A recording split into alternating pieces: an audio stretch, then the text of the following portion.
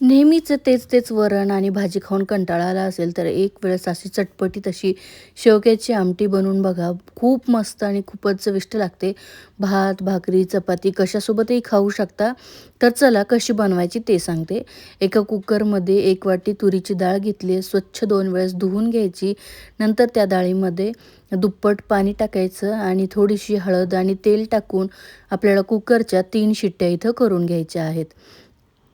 कुकरचं झाकण बंद करून मी 3 शिट्ट्या करायला ठेवते. दुसरीकडे थोडीशी चिंच जी आहे, ती पाण्यात भिजत घालायची आहे. 15 मिनिटं आपण चिंच पाण्यामध्ये भिजत घालूया.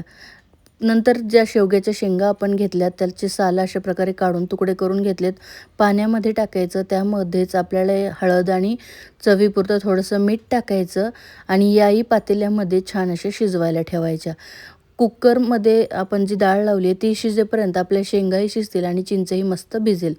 आता इकडं डाळ बघू शकताय छान अशी शिजलेली आहे. थोडीशी त्याला एकजीव करून घेऊया. डाळ बघा एकसारखी छान अशी शिजलेली आहे. ज्या शेवग्याच्या शेंगा आपण पातेल्यामध्ये शिजवून घेतल्या होत्या, त्याही मस्त शिजल्यात. त्या पण आता मी पाण्यासहित आपल्या डाळीमध्ये टाकणार आहे. दुसरीकडे आता फोडणी करून घेऊया. एका टोपामध्ये 2 ते 3 चमचे तेल टाकले. तेल गरम झालं की जिरे आणि मोहरी टाकायची. जिरे, मोहरी चांगली तडतडल्यानंतर आपल्याला यामध्ये ठेचलेलं लसूण टाकायचं आहे. थोडीशी हिरवी मिरची टाकली आहे मी. 2 हिरव्या मिरच्या मधून अशा कट करून टाकल्यात. कढीपत्त्याची काही पानं टाकलेली आहेत. त्यानंतर थोडासा हिंग टाकायचा. तुरीची डाळ आहे त्यामुळे हिंग टाकायलाच हवा, तरच आपली जे डाळ आहे ती छान अशी पचते. आता यामध्ये एक मोठ्या साईजचा टोमॅटो मी कापून घेतला होता. तो टोमॅटो टाकला आहे आणि टोमॅटो मऊ होईपर्यंत आपल्याला शिजवून घ्यायचं आहे. आता यामध्ये मीठ टाकलेलं आहे. आपण शेंगा शिजवते वेळेस पण मीठ टाकलं होतं, त्यामुळे इथं बेतानीच मीठ टाका. मीठ टाकल्यामुळे टोमॅटो जो आहे तो लवकर मऊ होतो. नंतर यामध्ये लाल मिरची पावडर टाकायची, व्यवस्थित असं मिक्स करून घ्यायचं आणि आपण जी चिंच भिजत घातली होती ती छान भिजली आहे. तिचा कोळ आपल्याला यामध्ये टाकायचा आहे. आता इथे गडबड करायचं नाही आहे. चिंचेचा कोळ आणि गूळ टाकायचा आणि छान असं शिजवून घ्यायचं. तेल सुटेपर्यंत आपल्याला चिंच आणि गूळ जो आहे तो छान शिजवून घेतला की चव जी आमटीची आहे ती खूप मस्त येते. त्यामुळे गडबड करू नका. छान असं बघा तेल सुटलेलं आहे.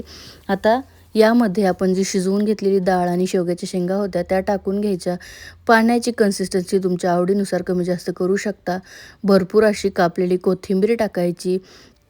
मिक्स करून घ्यायचं आणि 3 ते 4 मिनटं आपल्याला याला मस्त असं शिजवून घ्यायचं. थोडंसं घट्टसर वाटतंय, थोडं पाणी टाकून तुम्ही कन्सिस्टन्सी ॲडजस्ट करून घेऊ शकता.